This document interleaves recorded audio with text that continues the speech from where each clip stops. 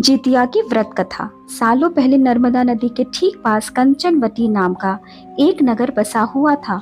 वहां राजा मलय केतु का शासन था। कंचनवटी नगर के पास में ही एक रेतीली बलहुटा नामक जगह थी, जिसके पास में एक बड़ा सा पेड़ था। उस पेड़ में एक चील रहती थी और नीचे एक गीदड़। दोनों में गहरी दोस्ती थी। एक दिन दोनों ने सोचा कि सारी महिलाएं जितिया व्रत करती हैं, तो क्यों ना हम भी कर ले। इसी सोच के साथ दोनों ने ठान लिया कि अब वो भी इस व्रत को करेंगी। उन्होंने श्री ज्यूतवाहन भगवान को मन ही मन नमस्कार करते हुए कहा, हम आपकी पूजा और व्रत पूरी विधि विधान के साथ करेंगे।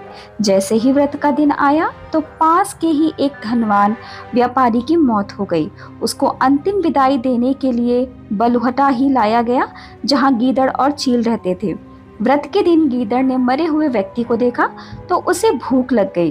वो खुद को रोक नहीं पाई और मांस खाने की वजह से उसका व्रत उसी वक्त टूट गया। उस व्यापारी के शव को चील ने भी देखा था, लेकिन उसने व्रत के कारण उसे नहीं खाया। उसके बाद चील और गीदड़ दोनों अगले जन्म में कंचनवटी के भास्कर नामक ब्राह्मण के घर में बेटी के रूप में पैदा हुए।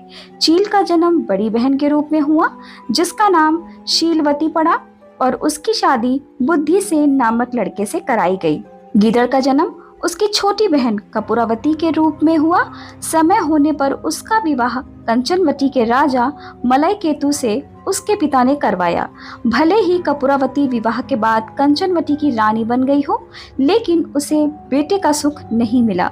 उसके घर जितने भी बच्चे जन्म लेते वो उसी दिन मर जाते। ऐसा होते होते कपूरावती काफी परेशान हो गई। इधर उसकी बड़ी बहन शीलवती को 7 बेटे हुए थे। जब उसके सारे बेटे बड़े हो गए तो उन्होंने महल में कार्य करना शुरू कर दिया। अपनी दीदी के बेटों को देखकर धीरे धीरे कपूरावती रानी के मन में जलन का भाव पैदा होने लगा। उसने इसी जलन की वजह से अपने पति को कहकर अपनी दीदी के सारे बेटे के सिर कटवाकर एक बर्तन में रखवा दिए।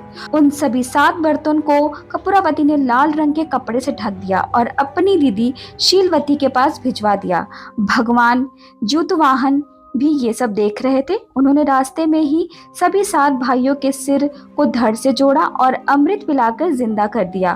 फिर सभी भाई अपने घर चले गए और उन बर्तन में भगवान की कृपा से फल भर गए। उधर कपूरावती अपनी दीदी के घर से शोक समाचार मिलने के इंतजार में बैठी हुई थी। जब कोई संदेश नहीं आया तो वो खुद ही शीलवती के घर चली गई।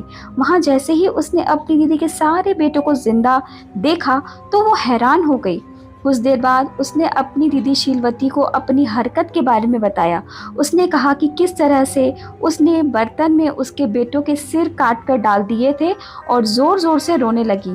तभी शीलवती को अपने पिछले जन्म के बारे में याद आ गया। वो अपनी छोटी बहन को उसी पेड़ के पास लेकर आई जहाँ वो दोनों पहले रहा करते थे। उसने कपूरावती को पिछले जन्म में रखे जितिया व्रत की पूरी कहानी सुनाई।